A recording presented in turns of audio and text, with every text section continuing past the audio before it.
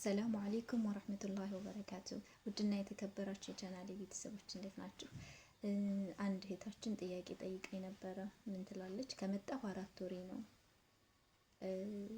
ሴትዮዬ የሰራሁትን ድጋሜ ስሪው ትለኛለች እና በዛን ሰዓት በጣም እናደዳለሁ።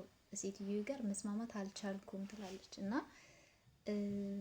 እህቴ ላንቺ የምልሽ ነገር ቢኖር ምንድነው ድጋሚ ስሪ በተባልሽ ቁጥር መናደድ የለብሽም። ለምን ትናደጃለሽ? ለስራ ነው የመጣ ነው አይደለ? ለስራ እስከመጣን ድረስ ስራችንን ጥንቅቅ አድርገን መስራት አለብን ማለት ነው። እነሱ ደግሞ እሺ የሚላቸውን ሰው ይወዳሉ በጣም ማለት ነው። ብትሰሪውም ባሰሪውም ይህን ስሪ ከተባልሽ ፈገግ ብለሽ እሺ በያት። እንደተናደርሽ ከገባት እንደተሰላቸሽ ከገባት የስራ ፍቅርና ሞራል እንደሌለሽ ነው የምታስበው ማለት ነው። ወይ ወደ ቢሮ ትመልስሻለች ወይም ደግሞ ወደ ሀገርሽ ታሳፍርሻለች።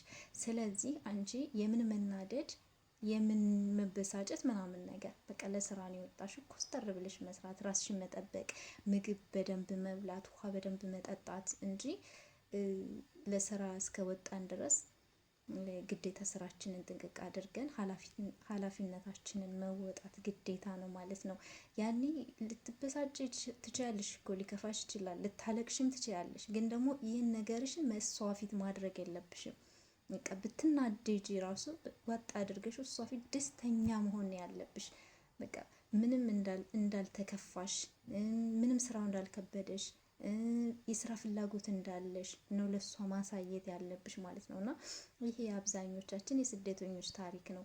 ብዙ ጊዜ ሊከፋን ይችላል። ደጋግማችሁ ይሄን አድርጉት ስንባል የቤተሰብ ናፍቆት አለ፣ በጣም ብዙ ነገሮች አሉ። እና በተለይ ደግሞ ለጀማሪዎች ይህን ቪዲዮ የምሰራው ለጀማሪዎች ነው። ነባሮች ያው በደንብ ስለምታውቁት ብዬ ነው። እና ከመጣችሁ እስከ 6 ወር ድረስ እስከ 4 ወር እስከ 5 ወር ድረስ ሊያሳዩአችሁ ይችላሉ ሳይቆጧችሁ። በቃ አብራችሁ ከእናንተ ጋር አብረው ሊሰሩ ይችላሉ። ከዛን በኋላ ግን እናንተ ኃላፊነታችሁን መወጣት አለባችሁ ማለት ነው። ከ3 ወር ከ4 ወር በኋላ ቤቱን ለእናንተ ይተውታል ማለት ነው። እና ባሳየች መሰረት እንዴት ማጽዳት እንዳለብሽ መስራት እንዳለብሽ ራሴ ስራሽን ጥንቅቅ አድርገሽ ስትሰሪ እሷ አትከታተልሽም ማለት ነው አንቺን። እና ኃላፊነታችንን በደንብ መወጣት አለብን። ራሳችንን በደንብ መጠበቅ አለብን ማለት ነው። ለስራ ነው የወጣ ነው። መሰላቸት በቃ ሊሰለችን እኮ ይችላል፣ ሊያስጠላን ሁላ ይችላል። ግን ደግሞ ነገን ነው ማሰብ ያለብን። ዛሬ ሰርተን ተቀይረን ነገ ጥሩ ደረጃ ላይ እንደምንደርስ እያሰብን እና አሰሪዎቻችን ጋር በደንብ ተስማምተን መኖር ነው ያለብን ማለት ነው። እና እስካሁን ድረስ አብራችሁ ከቆያችሁ ፕሮግራሜ ተመችቷችኋል ማለት ነው።